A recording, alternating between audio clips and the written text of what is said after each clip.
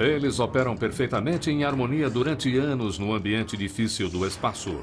Fortes o suficiente para aguentar o lançamento para a órbita, sofisticados o bastante para fornecer imagens que salvam vidas, ou retransmitir dezenas de milhares de chamadas telefônicas ao mesmo tempo. Monitorando sistemas de armas e movimentos de tropas, esses olhos no céu podem ser a diferença entre segurança e aniquilação. Um físico americano faz experimentos no terreno de sua tia. Um visionário escritor britânico de ficção científica. Um desenhista de foguetes alemão para a máquina de guerra nazista. E uma corrida tecnológica sem igual entre superpotências.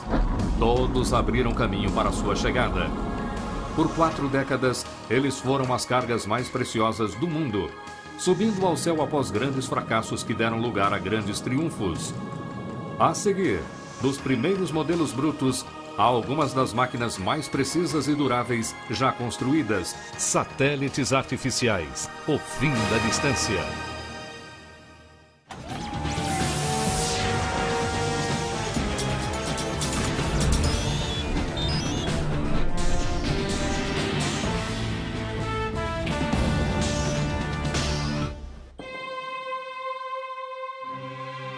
Mais de 500 deles orbitam a Terra silenciosamente. É difícil imaginar um mundo sem satélites. Ele literalmente mudou a forma como vivemos desde meados dos anos 60. Os satélites de alta tecnologia de hoje são algumas das máquinas mais complexas já inventadas. São o elo fundamental em um número crescente de tarefas como previsão do tempo, telefonia global, fax e comunicação televisiva, reconhecimento militar e comercial e até mesmo de navegação. Mas há apenas 50 anos, os satélites eram simplesmente uma ideia na cabeça do cientista britânico famoso por seus livros de ficção científica. Arthur C. Clarke foi o primeiro homem a imaginar as várias aplicações modernas dos satélites. Ele também escreveu 2001, Uma Odisseia no Espaço. E em 1945, 12 anos antes do lançamento do Sputnik, ele escreveu um artigo na revista Wireless World, descrevendo como os satélites poderiam ser postos em órbitas geoestacionárias e usados para transmitir sinais. Hoje, a maioria dos satélites de comunicação opera nesta órbita, girando na mesma velocidade da Terra por causa de sua posição, 35.700 quilômetros acima do Equador. Além do mais, Clarke previu satélites meteorológicos de órbita polar e defendeu um telescópio espacial orbitante que hoje existe como o telescópio Hubble da NASA. Se há uma pessoa que teve as melhores ideias antigamente sobre as aplicações modernas dos satélites, essa pessoa foi Arthur Clarke. Arthur Clarke foi uma das poucas pessoas de sua época que acreditava que objetos feitos pelo homem um dia circundariam o planeta. Caindo ao redor da Terra. Satélites precisam ser impulsionados a altas velocidades para evitar que caiam de volta na Terra. Por exemplo, quanto mais rápido uma bala for disparada de um rifle, mais longe ela chegará antes de ser puxada para o chão pela gravidade. Mas, teoricamente, se uma bala fosse disparada a 28.000 km por hora, ela circularia a Terra como um satélite. Hoje, apenas foguetes podem impulsionar algo com uma velocidade igual a 8 km por segundo. É preciso ter uma unidade de propulsão que levará a coisa para cima e a colocará num caminho de voo geralmente paralelo à Terra. Agora, é claro, a gravidade tentará puxá-la para baixo. Mas se utilizar velocidade suficientemente, vai gerar uma força centrífuga que vai contra-atacar a força de gravidade que tenta puxá-la para baixo. Em outras palavras, a força com que o satélite é puxado para a Terra pela gravidade é cancelada pela curvatura do planeta em relação à velocidade da espaçonave. Ele continua caindo ao redor da Terra, ao invés de cair na superfície. Esse foi o princípio que guiou o raciocínio de Arthur C. Clarke. Quando o satélite é lançado de um foguete principal, pequenos foguetes auxiliares ajudam a orientação dos satélites na direção do local correto da Terra. E já que não há atmosfera no espaço para diminuir a velocidade do satélite, os foguetes precisam ser acionados caso o satélite se desvie do curso. Entretanto, só porque a teoria de lançar um objeto com um satélite pareça simples, não significa que podemos lançar qualquer coisa que quisermos em órbita. Peso e custo sempre foram preocupações. Alguns dos primeiros satélites pesavam poucos quilos, mas custavam milhões de dólares para serem feitos e mandados para o espaço. Hoje, graças a foguetes mais poderosos, os satélites podem pesar mais que 1 tonelada, mas o lançamento continua caro, a 30 mil dólares por quilo. Os maiores exemplos de tamanho e peso na tecnologia de satélite são as estações espaciais tripuladas, onde astronautas podem viver durante meses enquanto circundam o planeta. Atualmente, vários países, incluindo os Estados Unidos e a Rússia, trabalham juntos para construir uma nova estação espacial internacional. Apesar de ditar parte da história do mundo no espaço, a cooperação era a coisa mais distante para os líderes destas duas superpotências. Crise nacional. Prosperidade e confiança nacional corriam desenfreadas nos Estados Unidos na década de 50. Dwight Eisenhower, líder do exército aliado que ganhou a Segunda Guerra Mundial, estava na Casa Branca. Carrões, lanchonetes e Elvis Presley simbolizavam o entusiasmo de uma nova era. Consumidores americanos se divertiam num materialismo sem igual. A União Soviética era uma preocupação, mas os americanos tinham sido os primeiros a desenvolver a bomba atômica e a maioria dos cidadãos achava que os Estados Unidos ainda eram o líder tecnológico do mundo. Até 4 de outubro de 1957, quando a União Soviética lançou algo que eles chamaram de Sputnik, que significa companheiro de viagem. Minha reação pessoal foi: nossa, isso é demais. Mas a opinião pública, é claro, começou a dizer que tínhamos deixado a Rússia passar na frente. A operação bem-sucedida do Sputnik como o primeiro satélite artificial do mundo foi um balde de água fria no orgulho nacional americano. Era simplesmente uma cápsula de 83 quilos contendo um radiotransmissor e um termômetro. O transmissor foi usado para provar que objetos artificiais no espaço podem ser rastreados da Terra. Mas, mesmo com tecnologia simples, causou um grande impacto.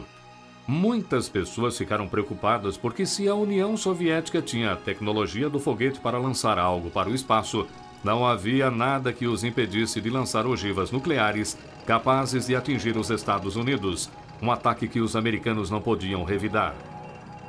No entanto, apesar do medo que o Sputnik causou, ele trouxe benefícios para os Estados Unidos.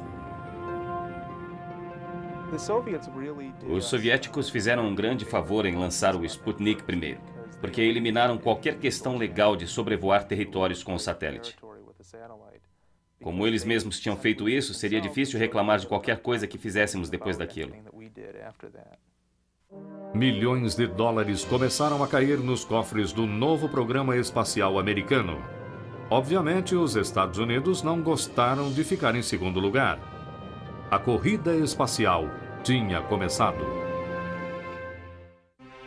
Brincando de pega-pega. Na época do lançamento bem-sucedido do Sputnik, os Estados Unidos já estavam trabalhando havia vários anos no desenvolvimento de seus próprios satélites. Inicialmente, muitas pessoas no governo não estavam convencidas sobre sua utilidade. Na verdade, antes do Sputnik ser lançado, patrocinadores americanos de operações espaciais ainda lutavam por respeito.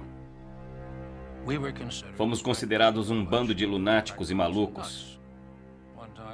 Uma vez, depois de dar uma palestra e falar a um jornal sobre o uso militar de satélites para reconhecimento e como poder evitá-los, um senhor de idade chegou para mim e disse: "Você precisa parar de falar assim, pois está destruindo sua reputação." O Sputnik mudou isso de um dia para o outro. Surpreendentemente, as raízes do programa espacial americano vêm de uma plantação de repolho em Auburn, Massachusetts. Em 16 de março de 1926, o físico Robert Goddard lançou o primeiro foguete com propulsão líquida do mundo. O cilindro movido a oxigênio líquido e gasolina subiu modestos 12 metros antes de voltar ao terreno de sua tia Effie. Seu voo em 1926 abriu caminho no mundo todo. Muitas pessoas já conheciam foguetes sólidos há muito tempo, fogos de artifício e coisas assim que conhecemos há séculos. Mas para fazer um voo espacial, a chave são propulsores líquidos. Apenas propulsores líquidos podem ser controlados, oferecendo quantidades diferentes de impulso em diferentes estágios do voo do foguete. Goddard continuou suas experiências em Roswell, Novo México, durante os anos 30 e início dos anos 40. Finalmente, seu foguete alcançou altitudes de 1,5 km, mas sua visão foi mais além.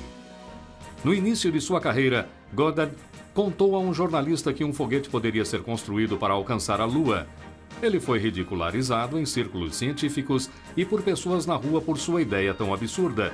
Os espaços abertos do Novo México forneceram um refúgio onde ele podia continuar trabalhando em seu sonho, bem longe do público. No entanto, com sua morte em 1945, ele nunca testemunhou um objeto sendo lançado para o espaço. A próxima grande contribuição ao programa espacial americano veio de um lugar muito improvável: da Alemanha nazista. O cientista-chefe Wernher von Braun e cerca de 120 outros cientistas e engenheiros alemães saíram da instalação de testes de foguetes em Peenemünde, na Alemanha, e foram escoltados da Áustria até os Estados Unidos nos últimos dias da Segunda Guerra Mundial pelo exército americano. Von Braun era fascinado por foguetes desde criança. Agora ele podia usar seu conhecimento para explorar o espaço em vez de entregar bombas. E durante a Segunda Guerra Mundial, Von Braun foi preso pela Gestapo por declarar o desejo de trabalhar em projetos de viagens espaciais. Para os nazistas, qualquer falta de dedicação total para a super-arma V2 era visto como sabotagem maliciosa. Mas como Von Braun era muito importante para os esforços de guerra da Alemanha, ele ficou preso por apenas 2 semanas. Os Estados Unidos levaram muitos foguetes V2 de 13 toneladas que o exército de Hitler usava para aterrorizar a Europa durante a guerra.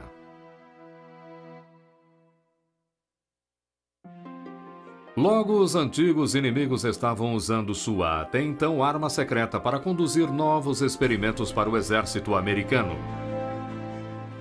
No entanto, a unidade de propulsão escolhida para acionar o primeiro satélite americano, o Vanguard 1, de 1,5 kg, foi fornecida pela Marinha, ao invés da equipe de cientistas do exército de Von Braun.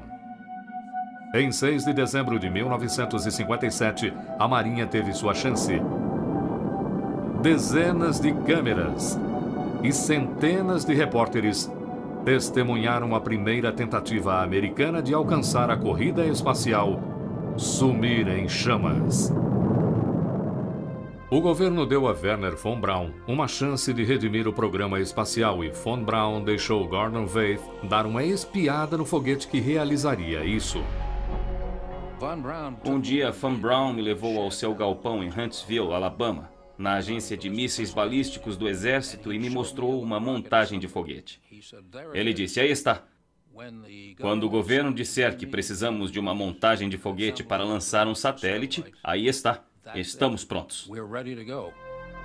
Em 31 de janeiro de 1958, Von Braun viu o exército lançar o primeiro satélite americano, o Explorer 1, quase 4 meses depois do Sputnik.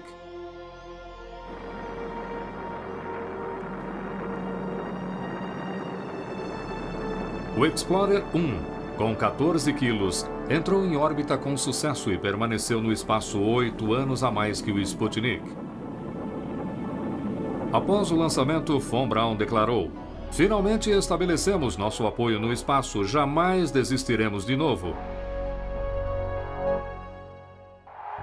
Os Estados Unidos lançaram dezenas de outros satélites de exploração científica nos 17 anos seguintes.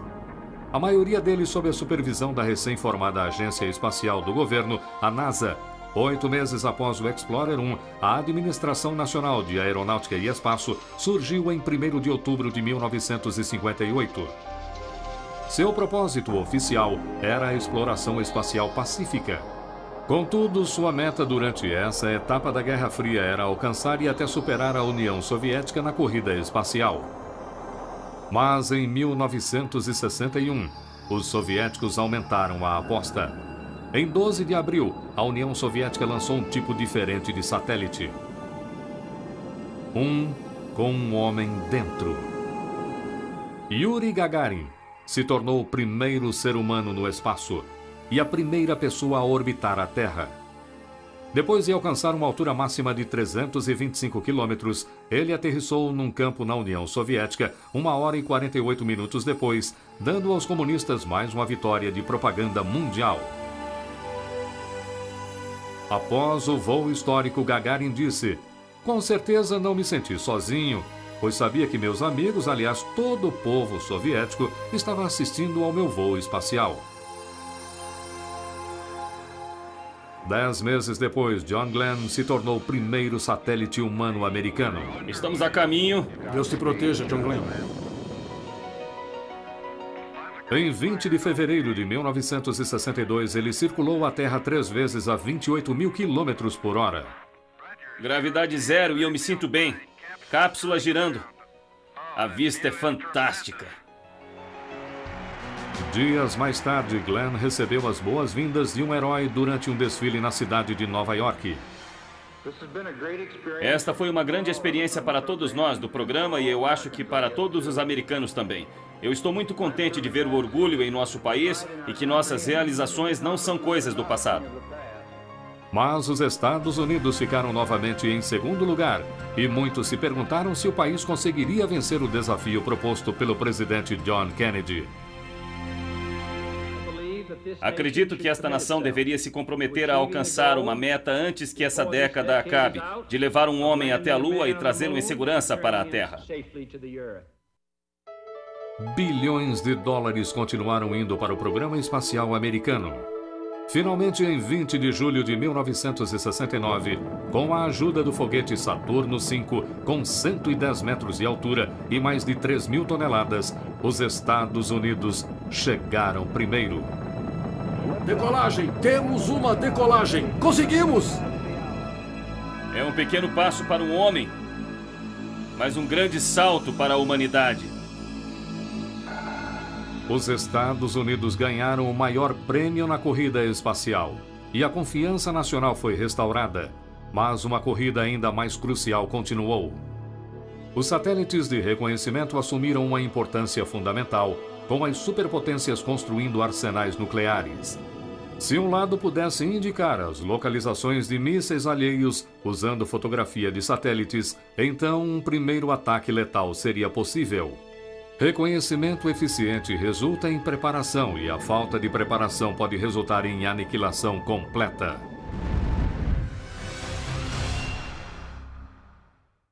Olhos no céu. Enquanto a NASA fazia a propaganda de suas missões, o lado mais secreto da corrida espacial continuava. O exército americano trabalhava em segredo para projetar satélites de reconhecimento para espiar seus rivais comunistas. Determinar o número de mísseis soviéticos, a força e a localização de suas tropas eram informações vitais que poderiam prevenir que a Guerra Fria saísse do controle. Mas desenvolver a tecnologia para tirar fotos detalhadas do espaço mostrou-se um desafio extremamente difícil. A primeira tentativa foi com o Discoverer 1 de 600 quilos, que finalmente foi lançado em 28 de fevereiro de 1959, depois de muitos atrasos. O governo disse ao público que era uma nave científica, mas o Discoverer era simplesmente um nome falso para o projeto de satélites espiões da CIA, de codinome Corona. O Discoverer 1 não levava carga militar, mas ele pretendia comprovar a tecnologia. Ele acabou nas neves da Antártida e assim partimos para o Discoverer 2 que falhou, e o 3 que falhou, e o 4 que falhou. E tivemos várias falhas com esses satélites militares até o Discoverer 13. Em 11 de agosto de 1960, o Discoverer 13 ejetou uma cápsula coberta por um escudo anticalor na direção da Terra. Um helicóptero da Marinha o recuperou do Oceano Pacífico e rapidamente voou até Washington, onde o prêmio da cápsula foi entregue ao presidente Eisenhower, uma bandeira americana. Embora o Discoverer 13 tenha provado que um objeto podia ser trazido de volta do espaço, fotografias ultra-secretas só foram recuperadas quando um avião da Força Aérea literalmente arrancou o paraquedas ligado à cápsula de filme do Discoverer 14 em pleno ar em 19 de agosto de 1960. Ela continha um filme da União Soviética e isso animou muita gente da comunidade da inteligência no dia em que o satélite de reconhecimento chegou. Embora a CIA não divulgue informações sobre as altitudes dos satélites de reconhecimento modernos, sabemos que o satélite espião Discoverer operava em uma órbita elíptica baixa entre 160 e 650 quilômetros acima da Terra. Eles sobrevoavam os polos para tirar fotografias de localizações diferentes, conforme o mundo girava por baixo de seu curso polar. Entretanto, a demora entre quando uma fotografia era tirada por esses antigos satélites Discoverer e quando a CIA olhava a foto pronta após o filme ser recuperado, mandado para Washington e revelado, era de 2 semanas. Não era uma análise instantânea. Mas os técnicos esperavam que as novas imagens dos satélites fossem pelo menos melhores do que as fotos que conseguiam com o avião espião U-2.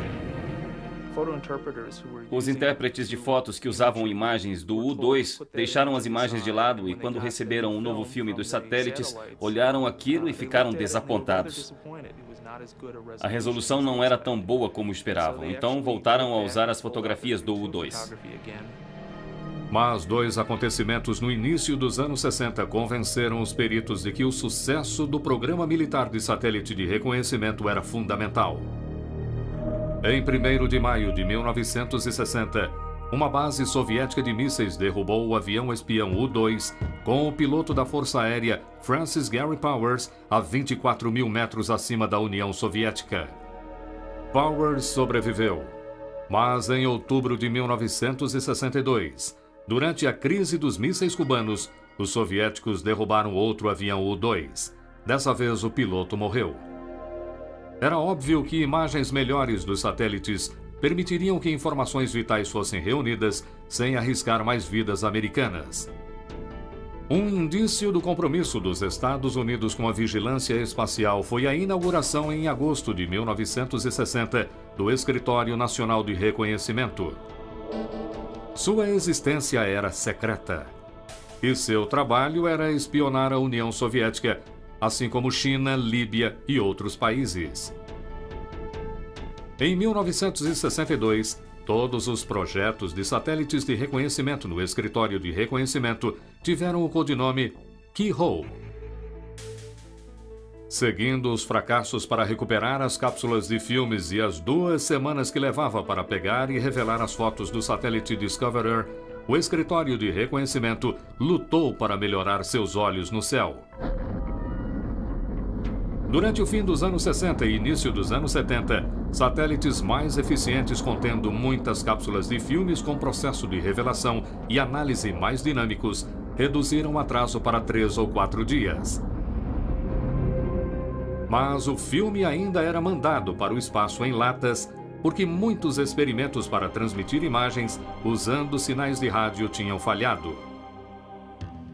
2 eventos mundiais provaram que alguns dias de atraso ainda eram muita coisa. Em 21 de agosto de 1968, tropas soviéticas invadiram a Tchecoslováquia para reprimir um movimento pró-democracia em Praga. E em 6 de outubro de 1973, o Egito e a Síria fizeram um ataque surpresa contra Israel. Em ambos os casos, os satélites Keyhole só mostraram fotografias dias depois das invasões terem acontecido. Como disse um analista da CIA na Batalha no Oriente Médio de 1973, temos uma cobertura maravilhosa, mas só conseguimos as fotos depois que a guerra acabou. Chega de esperar. Eu, Jimmy Carter, juro solenemente que desempenharei lealmente. Em 20 de janeiro de 1977, num belo dia de inverno, Jimmy Carter passou pela Avenida Pensilvânia, seguindo para sua posse como presidente dos Estados Unidos. No entanto, outro evento empolgante acontecia a poucos quilômetros de distância.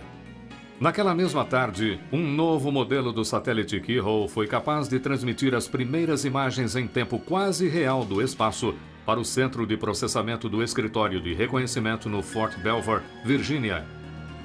Cada ponto da foto ou pixel era marcado com um número correspondente para branco, preto ou várias tonalidades de cinza. Esses números eram convertidos em um sinal e mandados para a Terra, onde a transmissão digital era convertida em foto. O presidente Carter não viu as imagens até o dia seguinte, mas ele imediatamente reconheceu seu valor em tomar decisões críticas baseadas em fatos fotográficos em vez de teorias de analistas.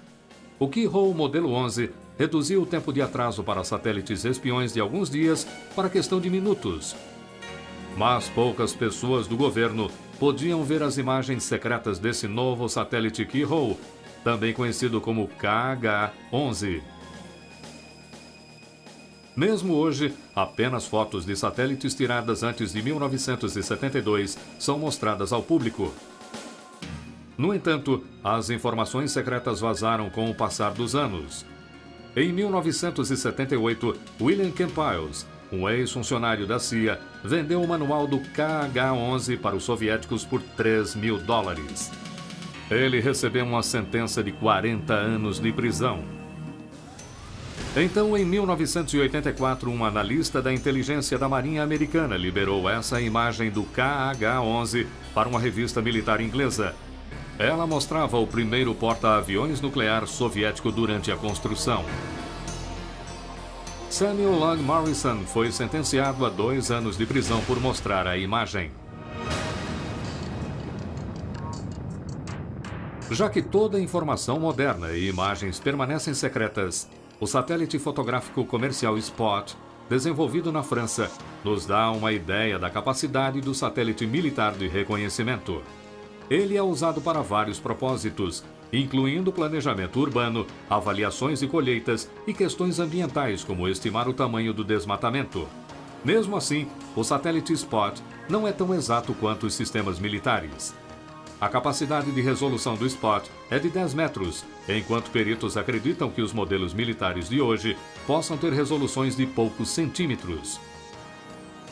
Mas poucas pessoas no governo sabem o valor exato da resolução. Quando mede a resolução, na verdade, não mede o menor objeto que pode ver. Você mede a menor distância que pode determinar entre 2 objetos. Não dá para ler placas de carro dos satélites em órbita. Eles têm uma resolução que deve ser provavelmente equivalente a uma bola de beisebol, cerca de 15 centímetros. Se 2 objetos estão a essa distância, dá para ver isso da órbita. Novos sistemas de reconhecimento usam fontes infravermelhas e ultravioletas em vez de confiar apenas na luz espectral visível. Isso significa que esses satélites conseguem obter imagens em dias nublados ou até de noite. Mas a pesquisa e o desenvolvimento dos satélites militares americanos também geraram uma onda de uso civil dessa alta tecnologia. Na verdade, um tipo de satélite salva milhares de vidas todos os anos. Há outro tipo de satélite cuja origem é baseada em tecnologia militar espacial que presta um importante serviço civil. Salvadores de vidas.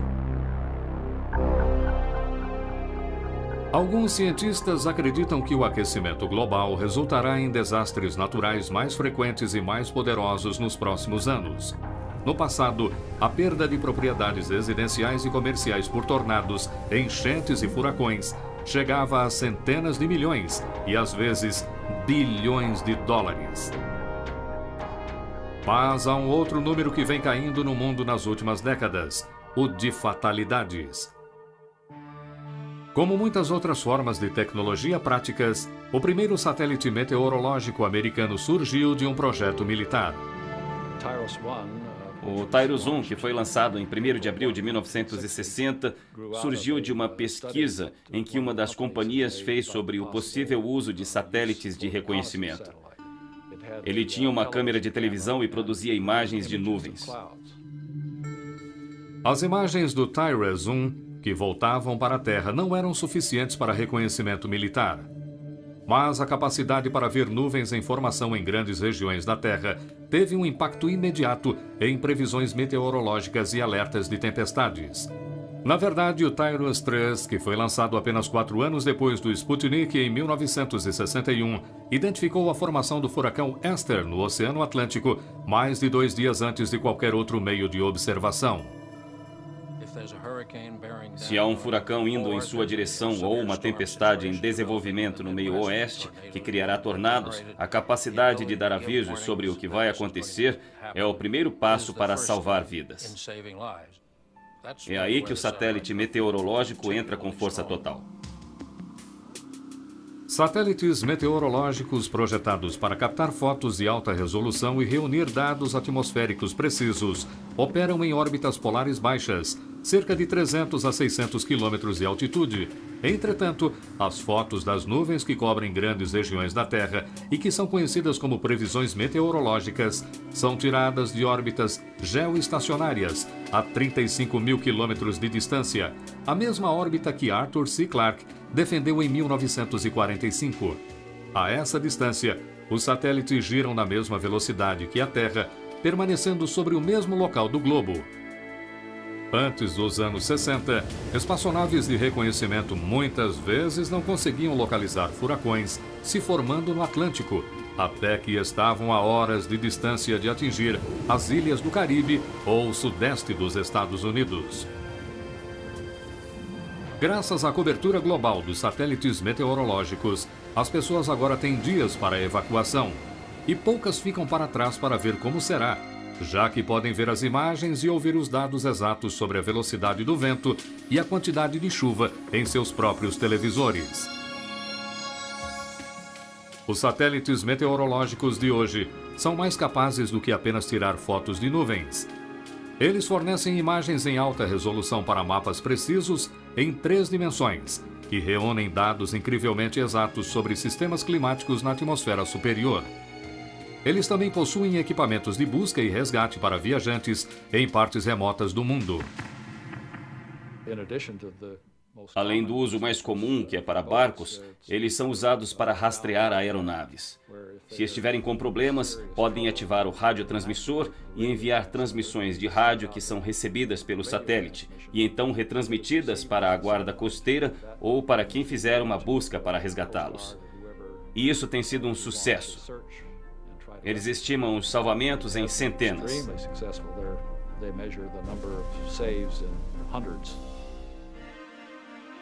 Além de satélites meteorológicos, os que analisam a Terra ajudam os pesquisadores a aprenderem mais sobre nosso planeta. Os satélites de observação conseguem imagens de alta resolução que podem ser transformadas por computadores em animações em 3D para avaliar rendimento das colheitas, identificar falhas geológicas, ajudar no planejamento urbano e cuidar de outros recursos naturais como florestas. Como os satélites podem oferecer informações exatas de posicionamentos, um crescente número de consumidores está tirando vantagem dessa tecnologia. O Sistema de Posicionamento Global, ou GPS, usa 4 ou mais satélites para determinar uma posição do transmissor na Terra em poucos metros. Tal precisão permite a barcos pequenos e carros alugados navegar por satélites. Podemos abrir uma tela no carro e ver exatamente onde estamos e traçar um curso para onde precisamos ir. Eu não sei quanto a você, mas eu me perco sempre. E como minha esposa diz, odeio pedir informações. Assim eu consigo fazer isso sem pedir para ninguém, a não ser para o satélite. Enquanto satélites artificiais executam várias funções tais como previsão do tempo, reconhecimento militar ou de navegação, eles são em geral satélites de comunicação. Pois se não pudessem mandar imagens ou dados de volta para a Terra, seriam apenas lixo espacial.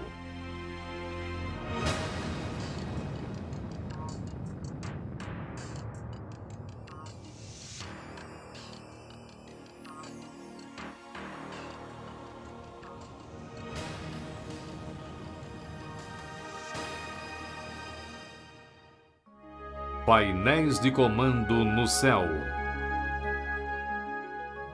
Como satélites meteorológicos, militares e científicos, satélites de comunicação também tiveram um começo humilde. Na verdade, o primeiro satélite de comunicação, Echo 1, lançado em 1960, não passava de um grande balão de alumínio com 30 metros. Era um satélite passivo que podia receber um raio e transmitir um sinal de rádio para qualquer lugar. E dava para ver aquela coisa em órbita, porque era grande demais e refletia muito bem. O presidente Eisenhower ouviu um teste com sua própria voz. Nesta breve experiência de comunicação envolvendo o uso do balão satélite conhecido como Echo, este é mais um passo significativo no programa espacial dos Estados Unidos. Entretanto, muitas pessoas perceberam que este não era o meio mais eficiente de comunicação. Em 1962, a AT&T desenvolveu o Telstar, o primeiro satélite comercial do mundo. Ele podia receber e retransmitir sinais, mas operava numa órbita baixa. Isso quer dizer que devia ser rastreado por antenas parabólicas do chão. Se algum problema ocorresse durante o rastreamento, o elo de comunicação seria perdido. Além do mais, Telstar só ficava parado sobre os Estados Unidos por alguns minutos antes de circular o resto do globo. Então, em 1963, a empresa Hughes lançou o pequeno Syncom-1 com 68 quilos, o primeiro satélite de comunicação geoestacionário. Ele suportava apenas 240 chamadas telefônicas por vez, mas como o Syncom estava a apenas 35 mil quilômetros acima do Equador, ele girava na mesma velocidade que a Terra, o que eliminava a necessidade de rastreamento e o problema de disponibilidade. Embora o Syncom fosse um satélite relativamente leve para os dias de hoje e usasse tecnologias simples, permitiu a John Kennedy fazer uma ligação telefônica de Washington para um navio no litoral da África. Este primeiro teste provou que o conceito visionário de Arthur C. Clarke de 1945 funcionava, e a órbita geoestacionária se tornou uma localização padrão para a maioria dos satélites de comunicação. Hoje, mais de 150 destas maravilhas modernas operam nesta posição, servindo quase todos os países na Terra.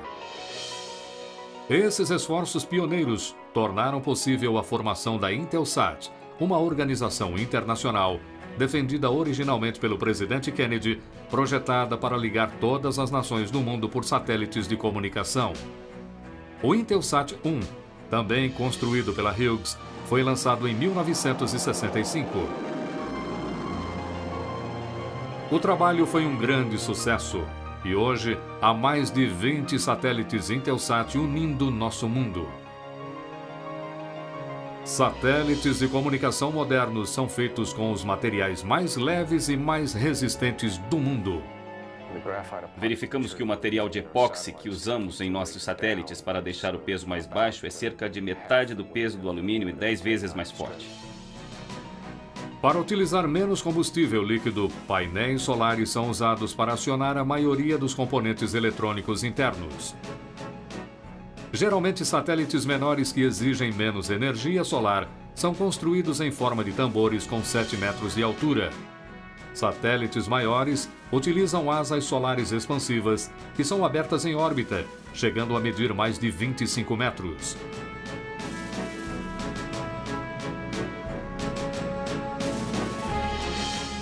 Os satélites também afetaram nossa cultura ao transmitir sinais de televisão ao redor do mundo. As Olimpíadas de 1964 foram no Japão e pela primeira vez, usando o SYNCOM, conseguimos ver as Olimpíadas nos Estados Unidos transmitidas ao vivo do Japão.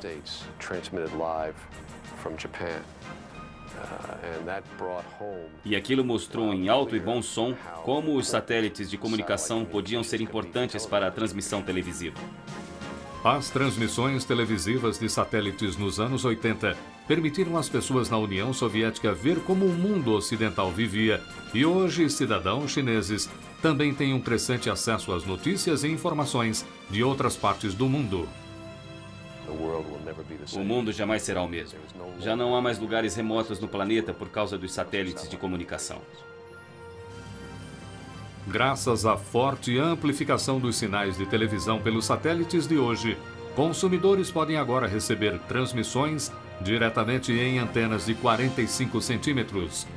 Com as constantes melhorias, esses receptores de satélites podem se tornar parte de muitos lares, oferecendo 400 canais de televisão e dados, assim como um canal de saída de vídeo.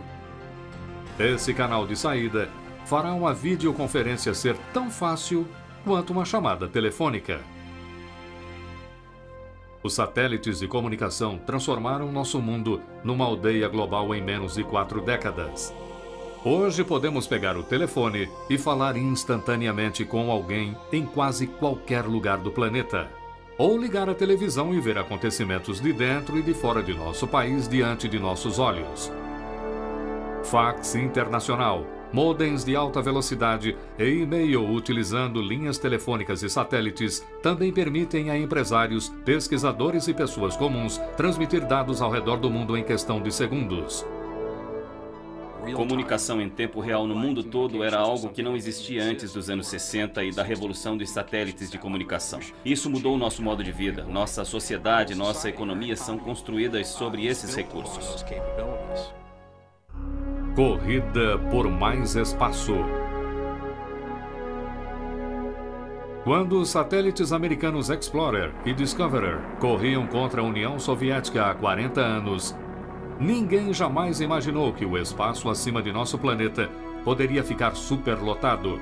Esta é uma preocupação crescente, já que objetos em órbita geoestacionários precisam ser posicionados a certa distância da Terra e acima do Equador. Eles também precisam estar a 1.600 quilômetros de distância um do outro para que seus sinais não se misturem. Portanto, há apenas poucos espaços a serem ocupados, uma questão que as Nações Unidas estão examinando. Acredito que com um planejamento inteligente e boa coordenação pela União Internacional de Telecomunicações, haverá bastante espaço para satélites durante o século XXI. Outra preocupação com o espaço cada vez mais cheio são os entulhos conhecidos como lixo espacial.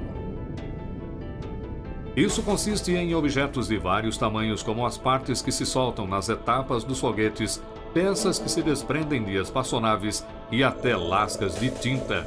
Lixo espacial rastreável, objetos com mais de 10 centímetros. Cada ponto nesta animação de computador representa um pedaço de lixo espacial. Muitos destes itens acabam queimando na atmosfera superior da Terra. Mas esse processo, às vezes, pode levar décadas para acontecer, conforme suas órbitas diminuem gradualmente. À primeira vista, algo tão pequeno quanto uma lasca de tinta não é tão preocupante. Mas como viaja a 28 mil quilômetros por hora, ainda pode ter um impacto significativo. Uma lasca de tinta de um satélite bateu numa das janelas do ônibus espacial Challenger em 1983, fazendo um buraco de meio centímetro. Obviamente, um objeto maior causaria resultados desastrosos.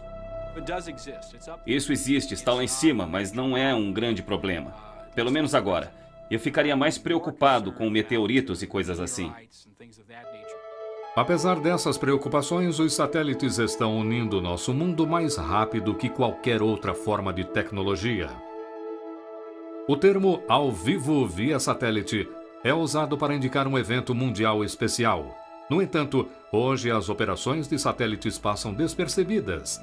Não porque são de pouca importância, mas porque são muito importantes. Sem a previsão do tempo que eles tornam possível, sem a comunicação global, sem a exploração e o mapeamento que eles tornam possíveis, se pensar em como o mundo seria sem esses serviços, é quando se começa a perceber o quanto são importantes. Os satélites estão tão ligados à nossa tecnologia moderna e funcionam de forma tão consistente há tantos anos que podemos considerá-los como algo garantido.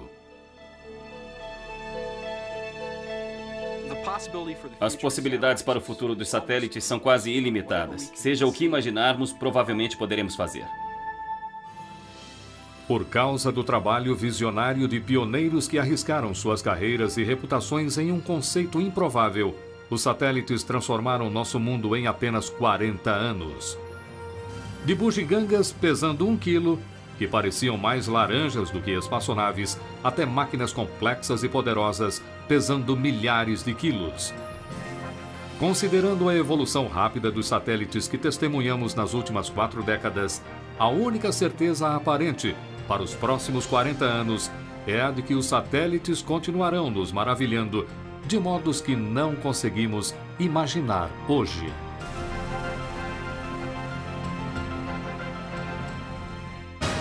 Versão brasileira, Etc. Filmes, São Paulo.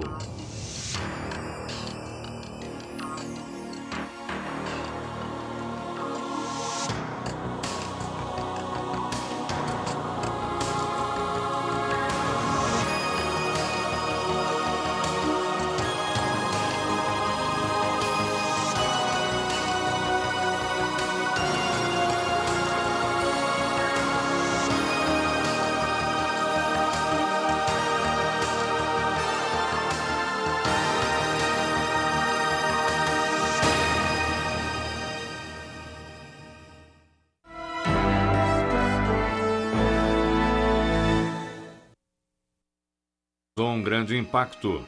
Muitas pessoas ficaram preocupadas porque se a União Soviética tinha a tecnologia do foguete para lançar algo para o espaço, não havia nada que os impedisse de lançar ogivas nucleares capazes de atingir os Estados Unidos, um ataque que os americanos não podiam revidar. No entanto, apesar do medo que o Sputnik causou, ele trouxe benefícios para os Estados Unidos. Os soviéticos fizeram um grande favor em lançar o Sputnik primeiro, porque eliminaram qualquer questão legal de sobrevoar territórios com o satélite. Como eles mesmos tinham feito isso, seria difícil reclamar de qualquer coisa que fizéssemos depois daquilo. Milhões de dólares começaram a cair nos cofres do novo programa espacial americano. Obviamente, os Estados Unidos não gostaram de ficar em segundo lugar. A corrida espacial tinha começado. Brincando de pega-pega. Na época do lançamento bem-sucedido do Sputnik, os Estados Unidos já estavam trabalhando havia vários anos no desenvolvimento de seus próprios satélites. Inicialmente, muitas pessoas no governo não estavam convencidas sobre sua utilidade. Na verdade, antes do Sputnik ser lançado, patrocinadores americanos de operações espaciais ainda lutavam por respeito.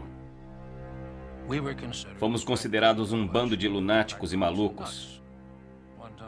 Uma vez, depois de dar uma palestra e falar a um jornal sobre o uso militar de satélites para reconhecimento e como poder evitá-los, um senhor de idade chegou para mim e disse: "Você precisa parar de falar assim, pois está destruindo sua reputação." O Sputnik mudou isso de um dia para o outro.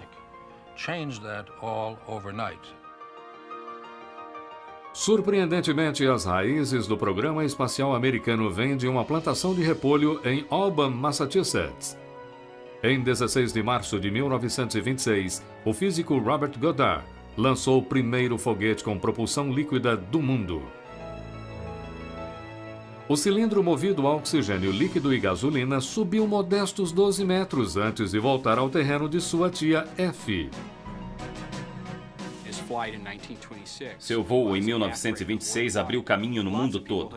Muitas pessoas já conheciam foguetes sólidos há muito tempo, fogos de artifício e coisas assim que conhecemos há séculos. Mas para fazer um voo espacial, a chave são propulsores líquidos. Apenas propulsores líquidos podem ser controlados, oferecendo quantidades diferentes de impulso em diferentes estágios do voo do foguete.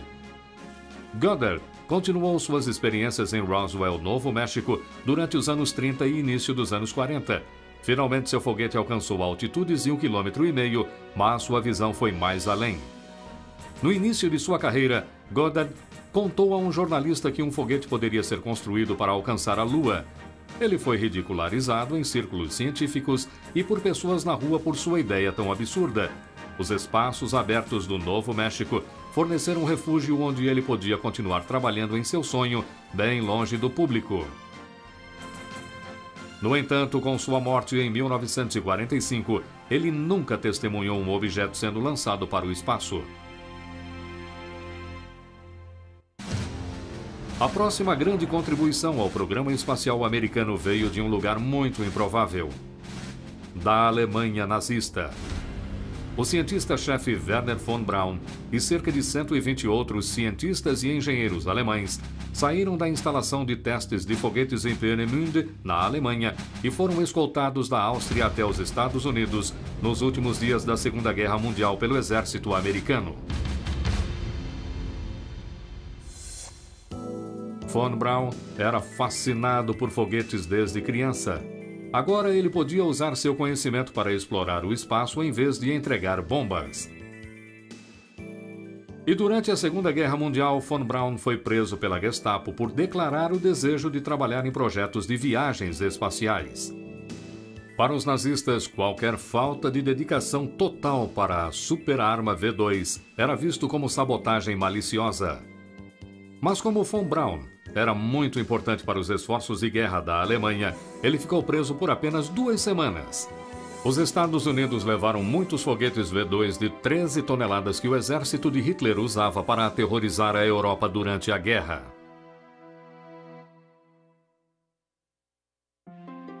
Logo, os antigos inimigos estavam usando sua até então arma secreta para conduzir novos experimentos para o exército americano. No entanto, a unidade de propulsão escolhida para acionar o primeiro satélite americano, o Vanguard 1, de 1,5 kg, foi fornecida pela Marinha, ao invés da equipe de cientistas do exército de Von Braun. Em 6 de dezembro de 1957, a Marinha teve sua chance. Dezenas de câmeras e centenas de repórteres testemunharam a primeira tentativa americana de alcançar a corrida espacial sumir em chamas. O governo deu a Wernher von Braun uma chance de redimir o programa espacial e Von Braun deixou Gordon Weith dar uma espiada no foguete que realizaria isso. Um dia, Von Braun me levou ao seu galpão em Huntsville, Alabama, na agência de mísseis balísticos do exército, e me mostrou uma montagem de foguete. Ele disse: "Aí está. Quando o governo disser que precisamos de uma montagem de foguete para lançar um satélite, aí está. Estamos prontos."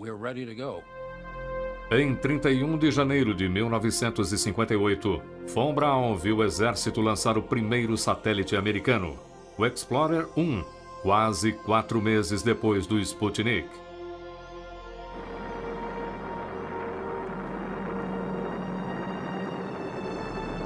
O Explorer 1, com 14 quilos, entrou em órbita com sucesso e permaneceu no espaço 8 anos a mais que o Sputnik.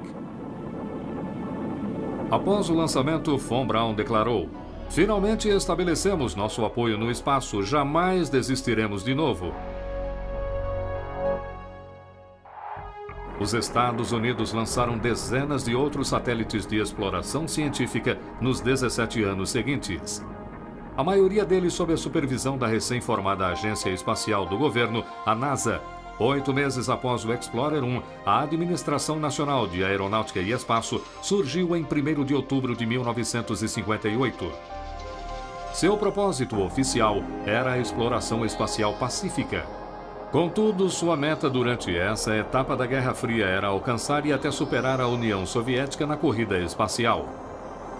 Mas em 1961, os soviéticos aumentaram a aposta. Em 12 de abril, a União Soviética lançou um tipo diferente de satélite. Um com um homem dentro. Yuri Gagarin se tornou o primeiro ser humano no espaço e a primeira pessoa a orbitar a Terra. Depois de alcançar uma altura máxima de 325 quilômetros, ele aterrissou num campo na União Soviética 1 hora e 48 minutos depois, dando aos comunistas mais uma vitória de propaganda mundial. Após o voo histórico, Gagarin disse: "Com certeza não me senti sozinho, pois sabia que meus amigos, aliás, todo o povo soviético, estava assistindo ao meu voo espacial." 10 meses depois, John Glenn se tornou o primeiro satélite humano americano. Estamos a caminho. Deus te proteja, John Glenn. Em 20 de fevereiro de 1962, ele circulou a Terra 3 vezes a 28 mil quilômetros por hora. Gravidade zero e eu me sinto bem. Cápsula girando. A vista é fantástica. Dias mais tarde, Glenn recebeu as boas-vindas de um herói durante um desfile na cidade de Nova York. Esta foi uma grande experiência para todos nós do programa e eu acho que para todos os americanos também. Eu estou muito contente de ver o orgulho em nosso país e que nossas realizações não são coisas do passado. Mas os Estados Unidos ficaram novamente em segundo lugar e muitos se perguntaram se o país conseguiria vencer o desafio proposto pelo presidente John Kennedy. Acredito que esta nação deveria se comprometer a alcançar uma meta antes que essa década acabe, de levar um homem até a Lua e trazê-lo em segurança para a Terra. Bilhões de dólares continuaram indo para o programa espacial americano. Finalmente, em 20 de julho de 1969, com a ajuda do foguete Saturno V, com 110 metros de altura e mais de 3.000 toneladas, os Estados Unidos chegaram primeiro. Decolagem! Temos uma decolagem! Conseguimos! É um pequeno passo para um homem, mas um grande salto para a humanidade. Os Estados Unidos ganharam o maior prêmio na corrida espacial e a confiança nacional foi restaurada, mas uma corrida ainda mais crucial continuou. Os satélites de reconhecimento assumiram uma importância fundamental, com as superpotências construindo arsenais nucleares. Se um lado pudesse indicar as localizações de mísseis alheios usando fotografia de satélites, então um primeiro ataque letal seria possível. Reconhecimento eficiente resulta em preparação e a falta de preparação pode resultar em aniquilação completa.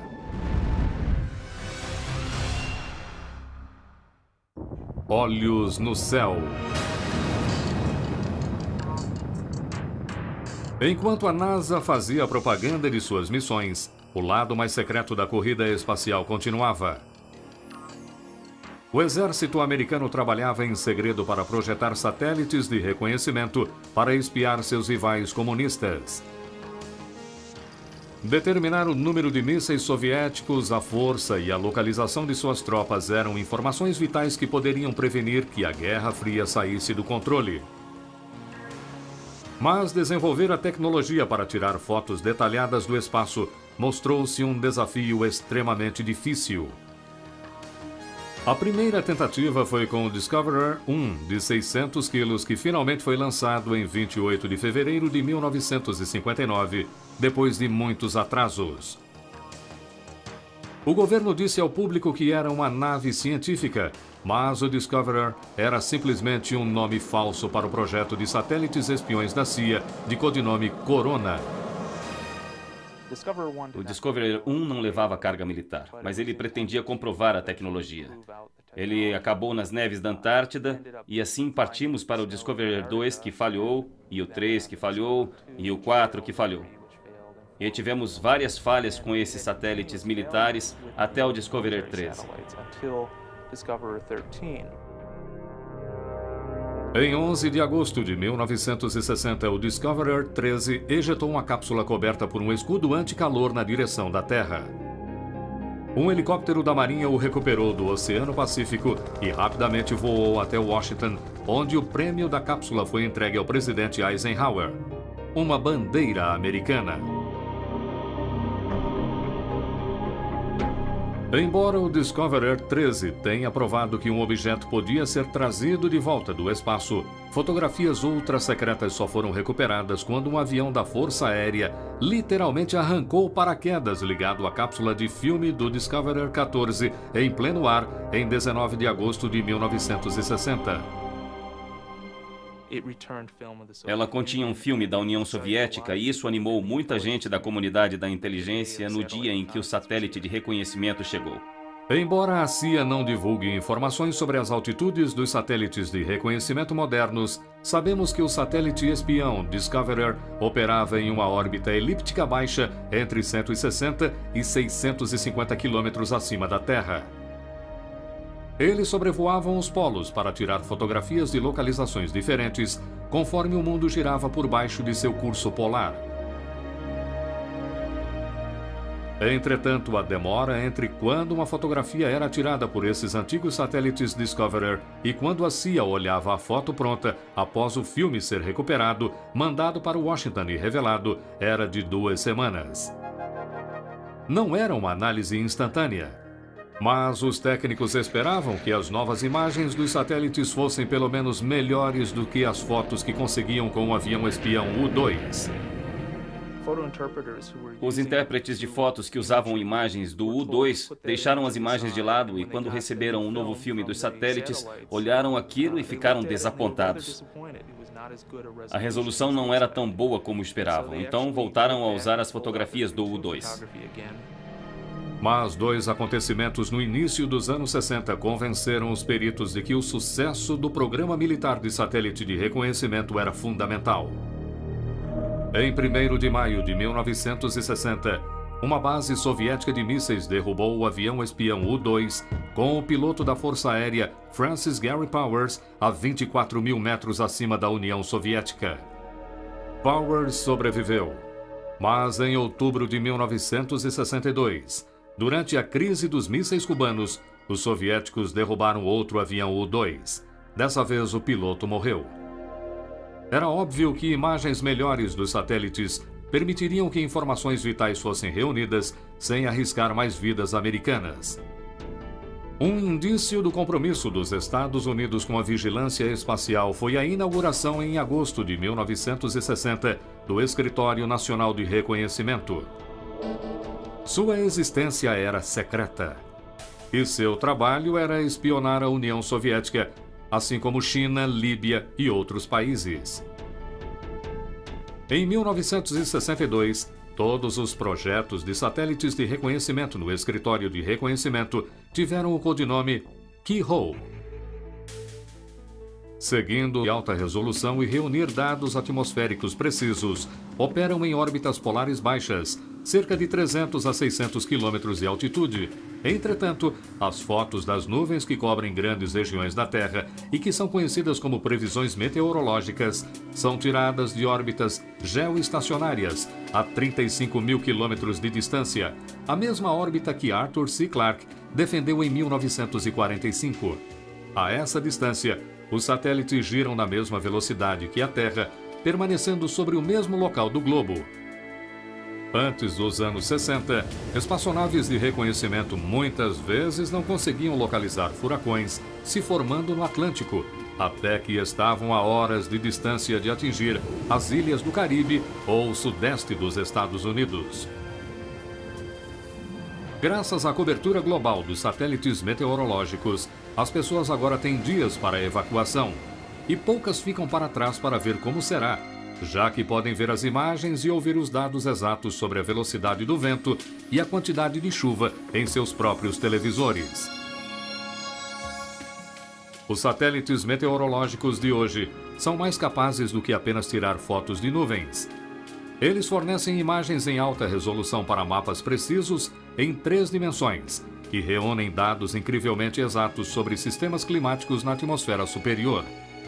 Eles também possuem equipamentos de busca e resgate para viajantes em partes remotas do mundo. Além do uso mais comum, que é para barcos, eles são usados para rastrear aeronaves. Se estiverem com problemas, podem ativar o radiotransmissor e enviar transmissões de rádio que são recebidas pelo satélite e então retransmitidas para a guarda costeira ou para quem fizer uma busca para resgatá-los. E isso tem sido um sucesso.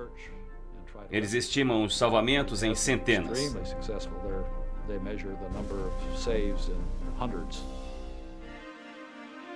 Além de satélites meteorológicos, os que analisam a Terra ajudam os pesquisadores a aprenderem mais sobre nosso planeta.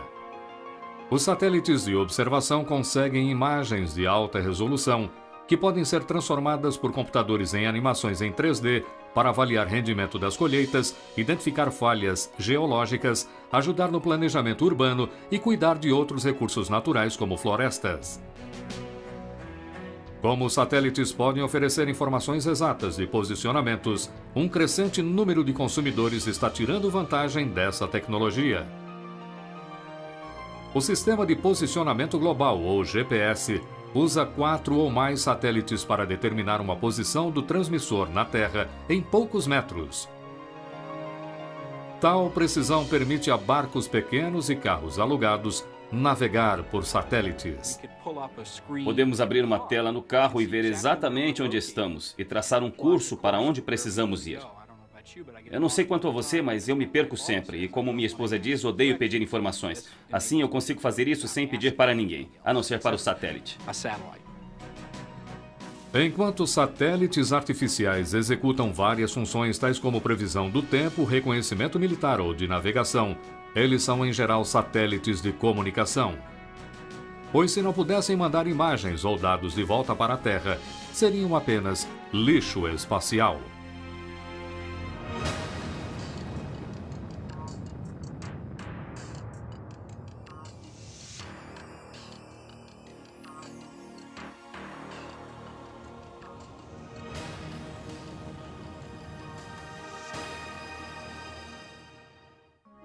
Painéis de comando no céu.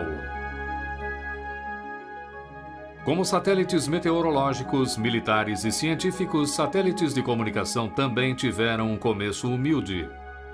Na verdade, o primeiro satélite de comunicação, Echo 1, lançado em 1960, não passava de um grande balão de alumínio com 30 metros. Era um satélite passivo que podia receber um raio e transmitir um sinal de rádio para qualquer lugar. E dava para ver aquela coisa em órbita, porque era grande demais e refletia muito bem. O presidente Eisenhower ouviu um teste com sua própria voz. Nesta breve experiência de comunicação envolvendo o uso do balão satélite conhecido como Echo, este é mais um passo significativo no programa espacial dos Estados Unidos. Entretanto, muitas pessoas perceberam que este não era o meio mais eficiente de comunicação. Em 1962, a AT&T desenvolveu o Telstar, o primeiro satélite comercial do mundo. Ele podia receber e retransmitir sinais, mas operava numa órbita baixa. Isso quer dizer que devia ser rastreado por antenas parabólicas do chão. Se algum problema ocorresse durante o rastreamento, o elo de comunicação seria perdido.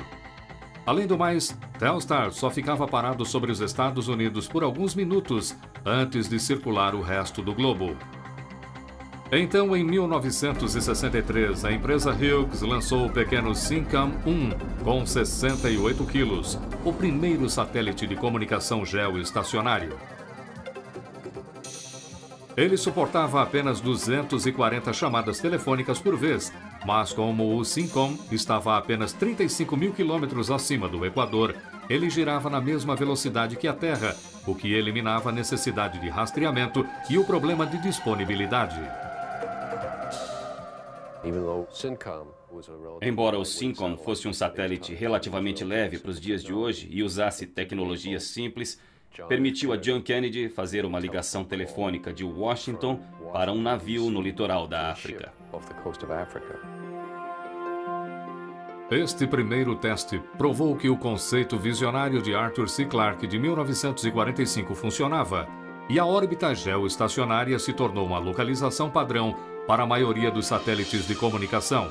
Hoje, Mais de 150 destas maravilhas modernas operam nesta posição, servindo quase todos os países na Terra. Esses esforços pioneiros tornaram possível a formação da Intelsat, uma organização internacional defendida originalmente pelo presidente Kennedy, projetada para ligar todas as nações do mundo por satélites de comunicação. O Intelsat 1, também construído pela Hughes, foi lançado em 1965. O trabalho foi um grande sucesso e hoje há mais de 20 satélites Intelsat unindo nosso mundo. Satélites de comunicação modernos são feitos com os materiais mais leves e mais resistentes do mundo. Verificamos que o material de epóxi que usamos em nossos satélites para deixar o peso mais baixo é cerca de metade do peso do alumínio e 10 vezes mais forte. Para utilizar menos combustível líquido, painéis solares são usados para acionar a maioria dos componentes eletrônicos internos. Geralmente, satélites menores que exigem menos energia solar são construídos em forma de tambores. Os fracassos para recuperar as cápsulas de filmes e as 2 semanas que levava para pegar e revelar as fotos do satélite Discoverer, o escritório de reconhecimento lutou para melhorar seus olhos no céu. Durante o fim dos anos 60 e início dos anos 70, satélites mais eficientes contendo muitas cápsulas de filmes com processo de revelação e análise mais dinâmicos reduziram o atraso para 3 ou 4 dias. Mas o filme ainda era mandado para o espaço em latas, porque muitos experimentos para transmitir imagens usando sinais de rádio tinham falhado. 2 eventos mundiais provaram que alguns dias de atraso ainda eram muita coisa. Em 21 de agosto de 1968, tropas soviéticas invadiram a Tchecoslováquia para reprimir um movimento pró-democracia em Praga. E em 6 de outubro de 1973, o Egito e a Síria fizeram um ataque surpresa contra Israel. Em ambos os casos, os satélites Keyhole só mostraram fotografias dias depois das invasões terem acontecido. Como disse um analista da CIA na Batalha no Oriente Médio de 1973, temos uma cobertura maravilhosa, mas só conseguimos as fotos depois que a guerra acabou. Chega de esperar. Eu, Jimmy Carter, juro solenemente que desempenharei lealmente. Em 20 de janeiro de 1977, num belo dia de inverno, Jimmy Carter passou pela Avenida Pensilvânia, seguindo para sua posse como presidente dos Estados Unidos. No entanto, outro evento empolgante acontecia a poucos quilômetros de distância. Naquela mesma tarde, um novo modelo do satélite Keyhole foi capaz de transmitir as primeiras imagens em tempo quase real do espaço para o centro de processamento do escritório de reconhecimento no Fort Belvoir, Virgínia. Cada ponto da foto ou pixel era marcado com um número correspondente para branco, preto ou várias tonalidades de cinza. Esses números eram convertidos em um sinal e mandados para a Terra, onde a transmissão digital era convertida em foto. O presidente Carter não viu as imagens até o dia seguinte, mas ele imediatamente reconheceu seu valor em tomar decisões críticas baseadas em fatos fotográficos em vez de teorias de analistas. O Keyhole Modelo 11 reduziu o tempo de atraso para satélites espiões de alguns dias para questão de minutos. Mas poucas pessoas do governo podiam ver as imagens secretas desse novo satélite Keyhole, também conhecido como KH-11. Mesmo hoje, apenas fotos de satélites tiradas antes de 1972 são mostradas ao público. No entanto, as informações secretas vazaram com o passar dos anos. Em 1978, William Campiles, um ex-funcionário da CIA, vendeu o manual do KH-11 para os soviéticos por $3.000. Ele recebeu uma sentença de 40 anos de prisão.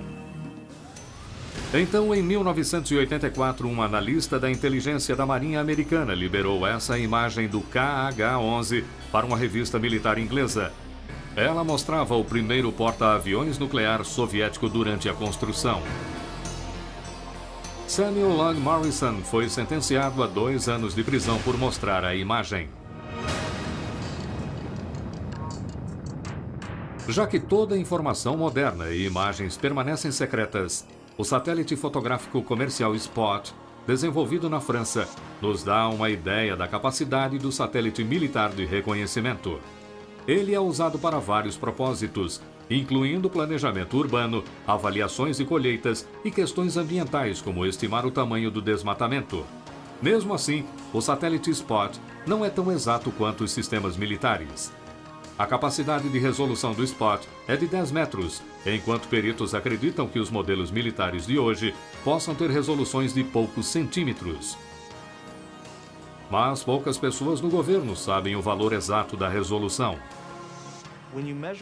Quando mede a resolução, na verdade, não mede o menor objeto que pode ver. Você mede a menor distância que pode determinar entre 2 objetos. Não dá para ler placas de carro dos satélites em órbita. Eles têm uma resolução que deve ser provavelmente equivalente a uma bola de beisebol, cerca de 15 centímetros. Se 2 objetos estão a essa distância, dá para ver isso da órbita.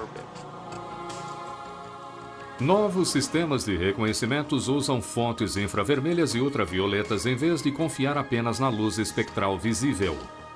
Isso significa que esses satélites conseguem obter imagens em dias nublados ou até de noite.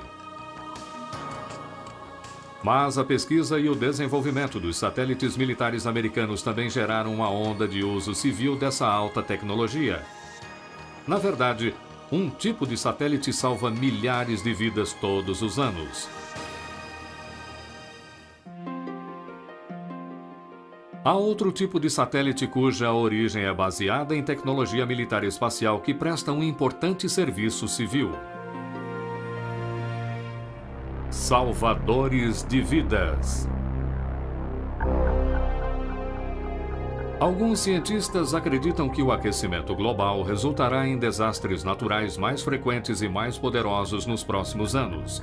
No passado, a perda de propriedades residenciais e comerciais por tornados, enchentes e furacões chegava a centenas de milhões e, às vezes, bilhões de dólares.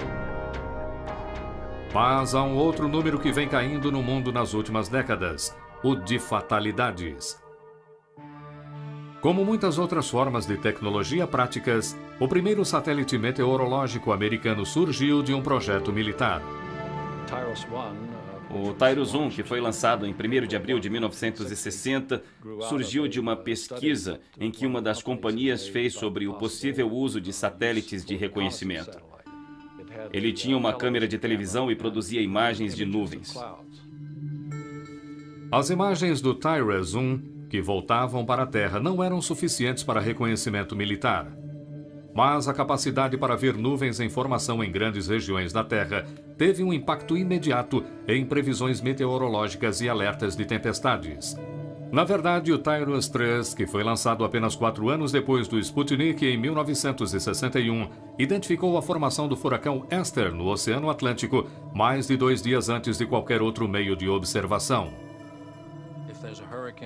Se há um furacão indo em sua direção ou uma tempestade em desenvolvimento no meio oeste que criará tornados, a capacidade de dar avisos sobre o que vai acontecer é o primeiro passo para salvar vidas. É aí que o satélite meteorológico entra com força total. Satélites meteorológicos projetados para captar fotos e eles operam perfeitamente em harmonia durante anos no ambiente difícil do espaço. Fortes o suficiente para aguentar o lançamento para a órbita, sofisticados o bastante para fornecer imagens que salvam vidas, ou retransmitir dezenas de milhares de chamadas telefônicas ao mesmo tempo. Monitorando sistemas de armas e movimentos de tropas, esses olhos no céu podem ser a diferença entre segurança e aniquilação. Um físico americano faz experimentos no terreno de sua tia. Um visionário escritor britânico de ficção científica. Um desenhista de foguetes alemão para a máquina de guerra nazista. E uma corrida tecnológica sem igual entre superpotências. Todos abriram caminho para sua chegada. Por 4 décadas, eles foram as cargas mais preciosas do mundo, subindo ao céu após grandes fracassos que deram lugar a grandes triunfos. A seguir, dos primeiros modelos brutos, há algumas das máquinas mais precisas e duráveis já construídas. Satélites artificiais, o fim da distância.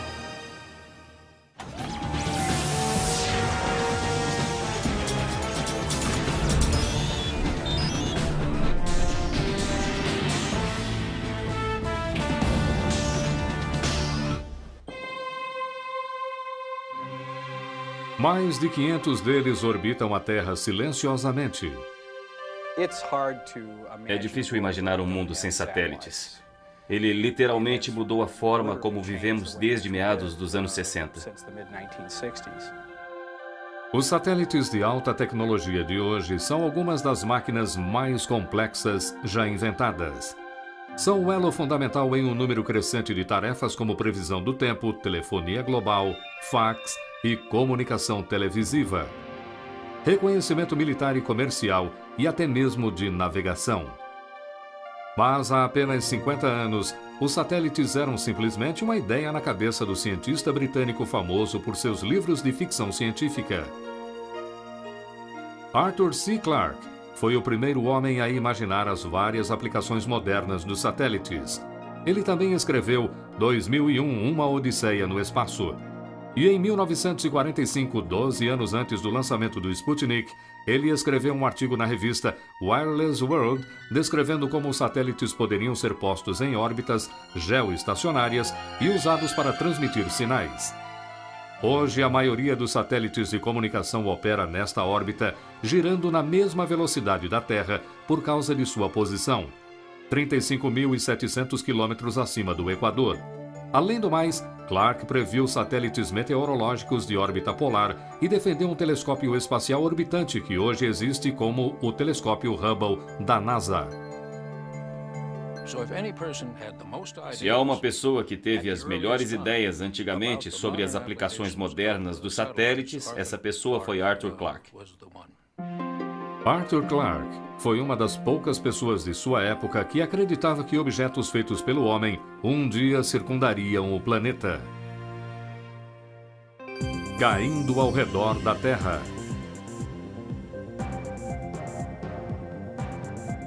Satélites precisam ser impulsionados a altas velocidades para evitar que caiam de volta na Terra.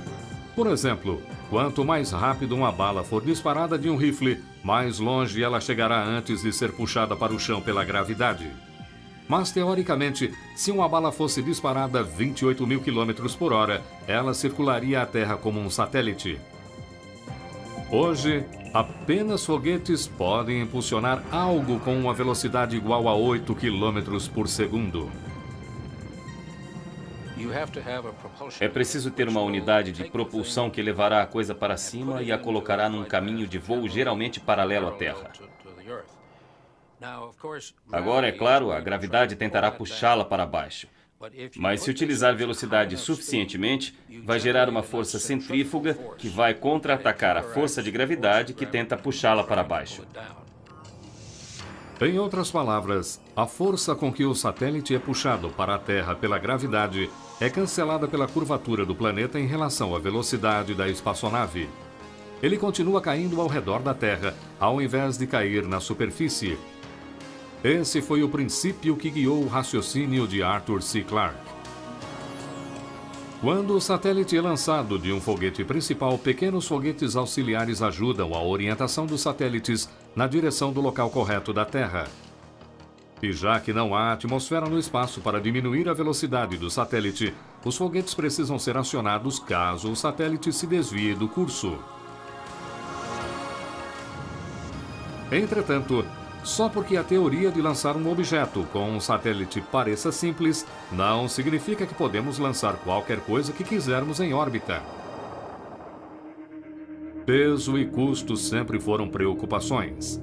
Alguns dos primeiros satélites pesavam poucos quilos, mas custavam milhões de dólares para serem feitos e mandados para o espaço. Hoje, graças a foguetes mais poderosos, os satélites podem pesar mais que 1 tonelada, mas o lançamento continua caro, a 30 mil dólares por quilo.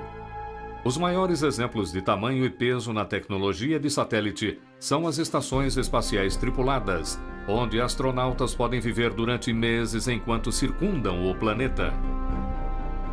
Atualmente, vários países, incluindo os Estados Unidos e a Rússia, trabalham juntos para construir uma nova estação espacial internacional.